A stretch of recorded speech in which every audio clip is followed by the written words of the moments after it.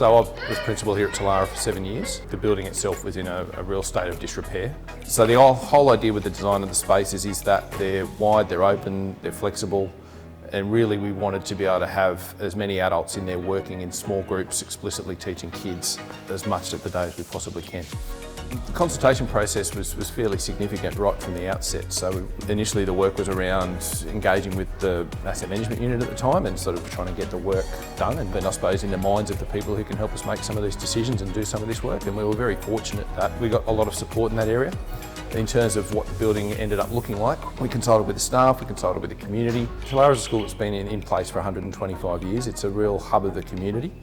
And you know, we really wanted to not change the footprint as such, while still having people who've lived in the community their whole lives can still drive past, and for them on the outside nothing has changed. It's still the school they went to and remember very fondly. So that's been really important.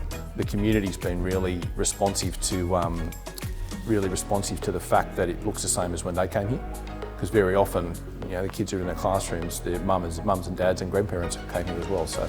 So that's been really nice to sort of have people feel connected still to the space.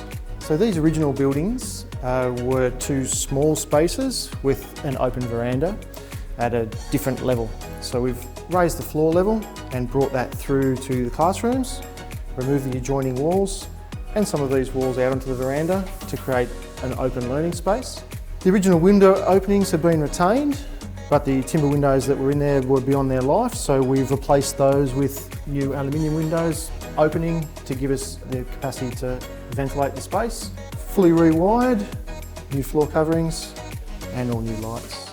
We've removed the false ceilings that have been put in over time to expose the original ceiling linings of the building, which adds to its heritage value and also acknowledges the history of the space that we're in.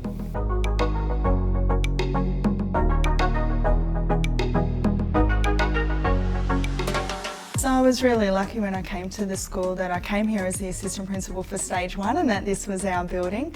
While it had lots of character and style, it was definitely not conducive to flexible or creative teaching. It was very limited in the space that we had. During that time, the renovation has happened, and I've been lucky to stay with the school as that's happened. And now what it enables for our teachers is a really creative, flexible and engaging space for our kids to learn in and our teachers to teach in. Well, there's used to be not that much space, but now there is, because it used to feel like there was lots of people around you and you couldn't have your own space bubble, but now you can because there's lots of room. So do you remember what this building used to be like for our classrooms? It was really small and there was not much room, so we didn't have much space to learn, and I felt really uncomfortable. And mostly I like all of the colour. I like the new classrooms because they're more big and more colourful, and there's more windows, so that means more light.